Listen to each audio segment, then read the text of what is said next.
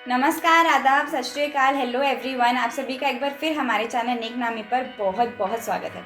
अगर मैं आपसे कहूं कि एक ऐसी दुनिया इमेजिन कीजिए जहां कोई भी इलेक्ट्रॉनिक डिवाइस ना हो, मतलब TV, computers, calculators, laptops, digital watches, यहाँ तक कि स्मार्टफोन्स तक ना हो, तो क्या ये इमेजिन कर पाना थोड़ा मुश्किल नहीं होगा?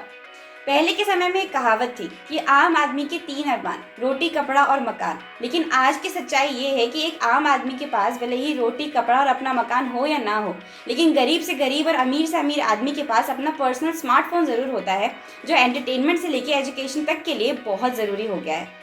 हाल तो ये है कि बच्चे के जन्म लेते ही भले ही उसे अपना नाम बोलना तक ना आता हो, लेकिन उसके नाम से एक इंस्टाग्राम अकाउंट ज़रूर बना दिया जाता है और उसके स्कूल जाना शुरू करते ही कॉपी किताबों से पहले उसे अपना पर्सनल फ़ोन दिलाया जाता है। अब ऐसे माहौल में जहां एक तरफ लोग आगे बढ़ती हुई टेक्नोलॉजी के साथ यूज टू हो रहे हैं, टेक सेवी बन रहे हैं, वहीं दूसरी तरफ लोगों को अपनी और अपने परिवार की चिंता भी रहती है कि क्या ये स्मार्टफोन से निकलने वाली रेडिएशंस हमारी सेहत के लिए ख़राब है, या क्या ये स्मार्टफोन्स की रेडिएशंस हमें कैंसर जैसी बड़ी बड़ी बीमारियां भी पैदा कर सकती है, या फिर हमें पता कैसे चलेगा कि इन स्मार्टफोन से कितनी मात्रा में रेडिएशन निकलता है। और ऐसे ही बहुत सारे सवाल अगर आपके मन में भी हैं तो इस वीडियो को लास्ट तक ज़रूर देखिएगा। मुझे पूरा यकीन है कि आपको आपके सारे सवालों के जवाब मिल जाएंगे। हमने अक्सर सुना है कि फ़ोन से रेडिएशन निकल रहा है, लेकिन ये रेडिएशन आखिर है क्या? ये रेडिएशन है रेडियो फ्रीक्वेंसी रेडिएशन, जिसे शॉर्ट में आरएफ रेडिएशन भी कहा जाता है, और जो कि एक प्रकार की इलेक्ट्रोमैग्नेटिक वेव्स होती है। इलेक्ट्रोमैग्नेटिक वेव्स यानी कि सरल भाषा में समझें तो बिना किसी माध्यम के एक जगह से दूसरी जगह ट्रैवल करने वाली इलेक्ट्रिकल और मैग्नेटिक एनर्जी, जो कम्युनिकेशन से लेकर कुकिंग तक के काम में आ सकती है। उदाहरण के लिए, जब आप रिमोट से अपने टीवी का चैनल चेंज करते हैं, तब रिमोट और टीवी के बीच में एक प्रकार की इलेक्ट्रोमैग्नेटिक वेव्स काम करती है, जिसे इंफ्रारेड कहा जाता है। जब हम माइक्रोवेव में खाना गर्म करते हैं तो वहाँ भी एक प्रकार की ईएम वेव हीट जनरेट करती है, जिसे हम माइक्रोवेव्स कहते हैं। जब आप अपने रूम की लाइट्स ऑन करते हैं और आपको आपके कमरे का हर एक सामान नजर आता है, वो इसलिए क्योंकि आपकी आंखें विजिबल लाइट्स को डिटेक्ट करती है, और वो भी एक प्रकार की ईएम वेव्स हैं। जब हॉस्पिटल में डॉक्टर्स हमें एक्सरे करवाने के लिए यानी कि मेडिकल इमेजिंग के लिए भेजते हैं, तो वहाँ भी एक्सरेज काम आती हैं, जो कि एक प्रकार की ईएम रेडिएशन है। यहाँ तक कि सूरज की जो किरणें धरती पर पड़ती है, वो सोलर रेडिएशन भी ईएम रेडिएशन ही होता है। और बिल्कुल इसी तरह जब हम किसी से फ़ोन पर बात करते हैं या अपने फ़ोन का 3G, 4G, 5G function use करते हैं, तब हमारा फ़ोन एंटीना के थ्रू रेडियो वेव्स भेजकर मोबाइल टावर से कनेक्शन एस्टैब्लिश करता है, और तभी हम कहते हैं कि हमारे फ़ोन से रेडिएशन निकल रहा है।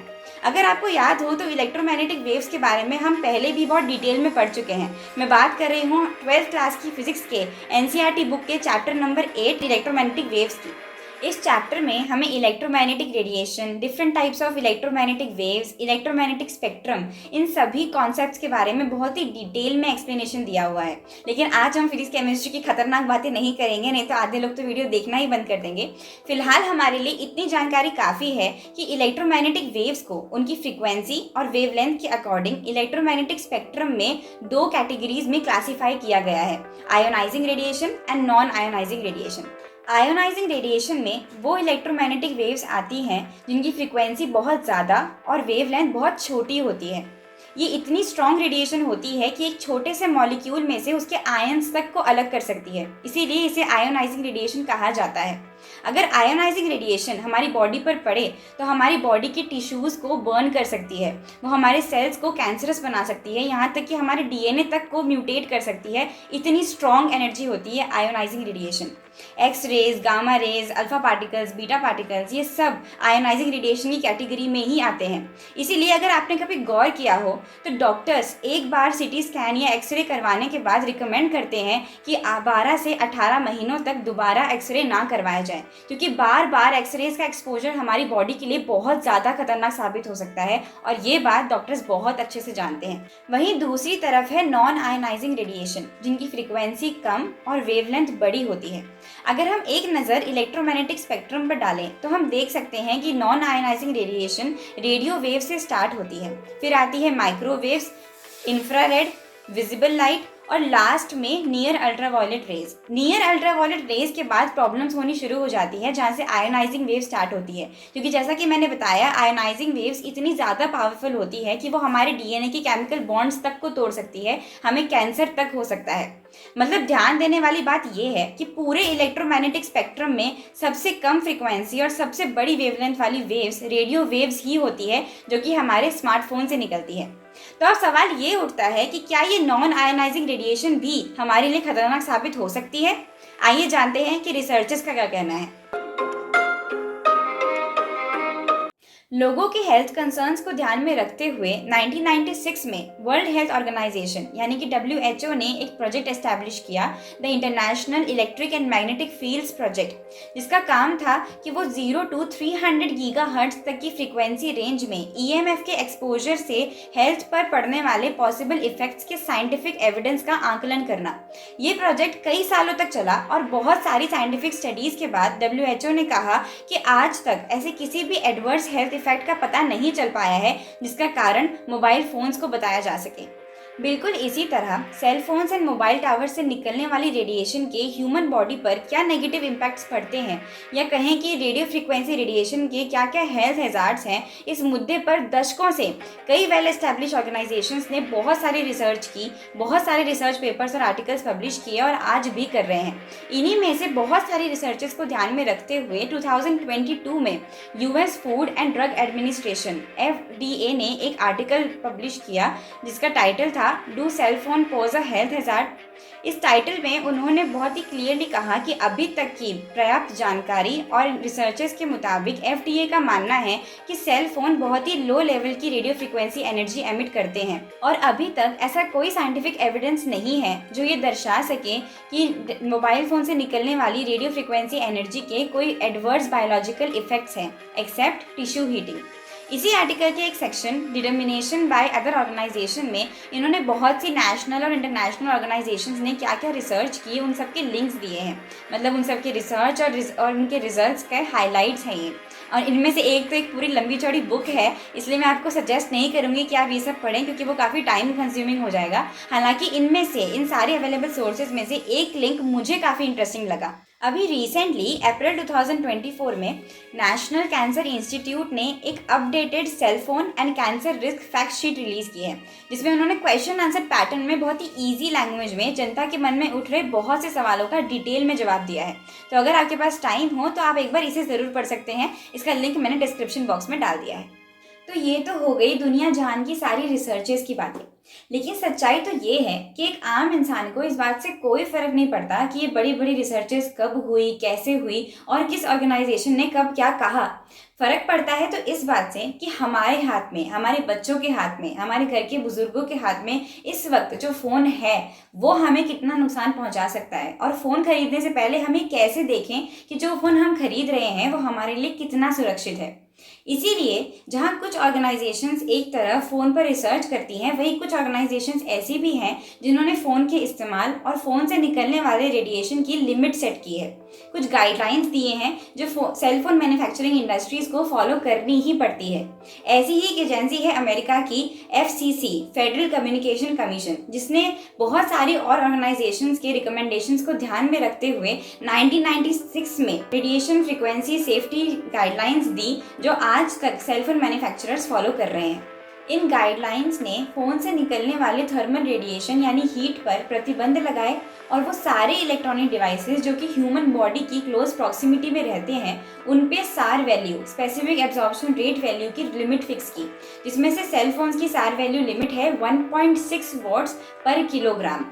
अब ये सार वैल्यू क्या है और हम अपने फ़ोन की सार वैल्यू कैसे चेक कर सकते हैं, आइए जानते हैं।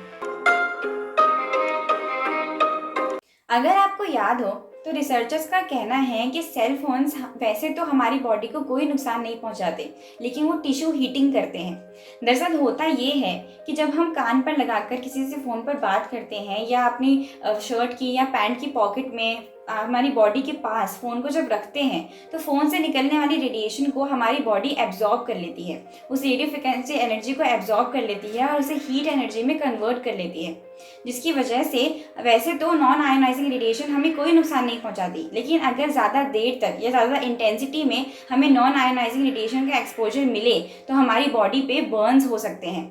और यहीं पे स्पेसिफिक एब्जॉर्प्शन रेट का कॉन्सेप्ट आता है। स्पेसिफिक एब्जॉर्प्शन रेट का मतलब है कि हमारी बॉडी कितनी रेडियो फ्रिक्वेंसी एनर्जी एब्जॉर्ब कर सकती है पर केजी वेट, जिसकी लिमिट एफसीसी ने तय की है 1.6 वॉट्स पर केजी। अगर आप इंडिया या यूएस वगैरह में जाएंगे तो 1.6 है और वैसे यूरोपियन कंट्रीज में 2.0 वॉट्स पर केजी है। कहने का मतलब है कि 1.6 वॉट्स से नीचे की सार वैल्यू हमारे लिए पूरी तरह से सेफ है। और 2018 में एफडीए ने भी अपने एक स्टेटमेंट में कहा कि ये सुरक्षा मापदंड हमें 50 गुना सुरक्षित रखने के लिए पर्याप्त है। अब आप अपने फ़ोन की सार वैल्यू कैसे चेक कर सकते हैं? सबसे पहले तो जब आप फ़ोन खरीदते हैं तो उस फ़ोन के बॉक्स पर फ़ोन की सार वैल्यू मेंशन होती है, इसलिए आप जब भी फ़ोन खरीदें तो उसकी सार वैल्यू देखकर ही सबसे कम सार वैल्यू वाला फ़ोन ही खरीदना चाहिए। लेकिन अब आप कहेंगे कि हम तो अपना फ़ोन ऑलरेडी खरीद चुके हैं, उसका डब्बा हमें मिल नहीं रहा, लेकिन हमें सार वैल्यू चेक करती हैं तो कैसे करें? तो आपको करना बस इतना सा है कि अपना फ़ोन उठाना है और डायल करना है *#07#। इतना डायल करते ही आपके सामने अपने फ़ोन की सार वैल्यू अपने आप आ जाएगी। वीडियो पूरा देखने के बाद मुझे अपने फ़ोन की कंपनी और उसकी सार वैल्यू कमेंट सेक्शन में बताना मत भूलना। ज़्यादातर केसेस में देखा गया है कि हेड और बॉडी की सार वैल्यू अलग अलग मेंशन की हुई होती है। हेड की सार वैल्यू का मतलब है कि जब आप अपने फ़ोन को अपने हेड के पास लगाकर इस तरह बात करते हैं तब का स्पेसिफिक एब्जॉर्प्शन रेट, और बॉडी की सार वैल्यू का मतलब है कि जब आपका फ़ोन आपकी बॉडी की क्लोज प्रॉक्सिमिटी में होता है तब का आपकी बॉडी का स्पेसिफिक एब्जॉर्प्शन रेट। हमारा हेड थोड़ा सेंसिटिव होता है, इसलिए वो ज़्यादा रेडियो फ्रिक्वेंसी एनर्जी एब्जॉर्ब करने की क्षमता रखता है और इसीलिए ज़्यादातर केसेस में देखा गया है कि बॉडी की सार वैल्यू हेड की सार वैल्यू से काफ़ी कम ही होती है। और अभी तक आप इतना तो समझ ही गए होंगे कि भले ही सार वैल्यू की लिमिट 1.6 वॉट्स पर केजी फिक्स की गई हो, लेकिन उससे जितनी कम सार वैल्यू होगी हमारे लिए उतना अच्छा है। अब आप कहेंगे वाह भाई नेक नामी, आपने तो हमारी सारी टेंशन ही खत्म कर दी। मतलब जब इतनी सारी रिसर्चेस का कहना है कि फ़ोन के रेडिएशन से कोई नुकसान ही नहीं होता और अब तो हमने हमारे फ़ोन की सार वैल्यू भी चेक कर ली, वो भी 1.6 से नीचे है, मतलब हम पूरी तरह से सेफ हैं। अब तो 24 घंटे सातों दिन फ़ोन से चिपके रहेंगे, मज़े आ गए। मैं कहूँगी रुको, पूरी वीडियो देख तो लो। 2011 में वर्ल्ड हेल्थ ऑर्गेनाइजेशन की एक agency the international agency for research on cancer IARC ने मोबाइल फ़ोन्स की इलेक्ट्रोमैग्नेटिक फील्ड्स को क्लासीफाई किया और कहा कि हो सकता है कि ये इलेक्ट्रोमैग्नेटिक फील्ड्स ह्यूमन बींग्स के लिए कार्सिनोजेनिक साबित हो। और ऐसे ही और भी बहुत सारी ऑर्गेनाइजेशंस हैं जिन्होंने मोबाइल फ़ोन की रेडिएशन से होने वाले हेल्थ इम्पैक्ट्स की तरफ इशारा किया है। जैसे कि कई रिसर्चर्स का कहना है कि मोबाइल फ़ोन का एक्सपोजर मेल्स एंड फीमेल्स में फर्टिलिटी कम कर रहा है। कई रिसर्चर्स का ये भी कहना है कि प्रेग्नेंट लेडीज़ के ज़्यादा मोबाइल फ़ोन यूज़ करने की वजह से उनके कोख में एम्ब्रायो ढंग से डेवलप नहीं कर पा रहा है। और ऐसी ही और भी बहुत सारी समस्याएं सामने आ रही हैं। हालांकि इन सारे रिसर्चर्स ने अभी तक कोई ठोस प्रमाण नहीं दिया है, लेकिन फिर भी सभी का यही कहना है कि पब्लिक वेलबींग के लिए अच्छा यही है कि जितना हो सके उतना सेल फोन का कम से कम इस्तेमाल किया जाए। और इसी बात को ध्यान में रखते हुए ऑस्ट्रिया, फ्रांस, स्वीडन, जर्मनी जैसे देशों की नेशनल रेडिएशन एडवाइजरी अथॉरिटीज़ ने बहुत से प्रिकॉशनरी मेजर्स भी सजेस्ट किए हैं, जैसे कि फ़ोन को कान पर लगाकर बात करने के बजाय वायर्ड हेडसेट का इस्तेमाल करना चाहिए। जितना हो सके उतना कॉलिंग का फंक्शन इस्तेमाल करने के बजाय टेक्सटिंग का यूज़ करना चाहिए। जब भी फ़ोन इस्तेमाल में ना आ रहा हो तो उसे अपनी बॉडी से दूर रखना चाहिए। ड्राइविंग करते वक्त या कार में बैठकर बिना किसी एक्सटर्नल एंटीना के फ़ोन का इस्तेमाल नहीं करना चाहिए। रात को सोते समय फ़ोन को अपने सिर के पास रखकर नहीं सोना चाहिए। और मैं तो ये भी सजेस्ट करूँगी कि फ़ोन के अलावा और भी जितने इलेक्ट्रॉनिक डिवाइसेस हैं जिन्हें आप वाईफाई से या अपने मोबाइल हॉटस्पॉट से या नेटवर्क से कनेक्ट करते हैं, उनसे भी जितना हो सके उतना दूरी बनाकर ही काम करना चाहिए। साथ ही हमें ये नहीं भूलना चाहिए कि मोबाइल फ़ोन्स हमारी सुविधा के लिए बनाए गए थे ताकि ज़रूरत पड़ने पर हम उनका इस्तेमाल कर सकें। और अति हर चीज़ की बुरी होती है। अगर एक बार के लिए हम मान भी लें कि मोबाइल फ़ोन के कोई फिजिकल हेल्थ इश्यूज़ नहीं है, तो भी हमारी मेंटल और इमोशनल वेलबींग का क्या, एडिक्शन जैसी समस्याओं का क्या? आज लोग जॉइंट फैमिलीज़ में भी अकेले हो गए हैं। टाइम मिलने पर फैमिली के साथ बैठकर टाइम स्पेंड करने की जगह सोशल मीडिया पर रील स्क्रॉल करना पसंद करते हैं। कितना भी जरूरी काम क्यों ना कर रहे हो, मोबाइल में एक नोटिफिकेशन आते ही मोबाइल से पहले दिमाग की घंटी बजने लग जाती है।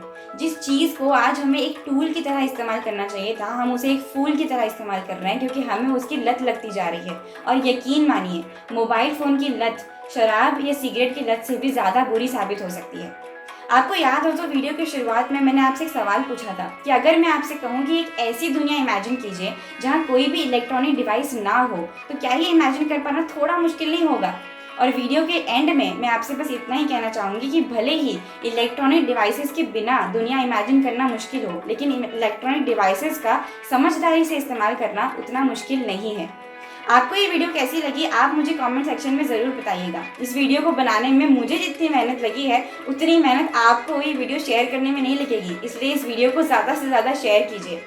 अपना और अपनों का ख्याल रखिए। मिलते हैं अपने अगले वीडियो में, तब तक के लिए stay happy, stay healthy and stay tuned with Nek नामी।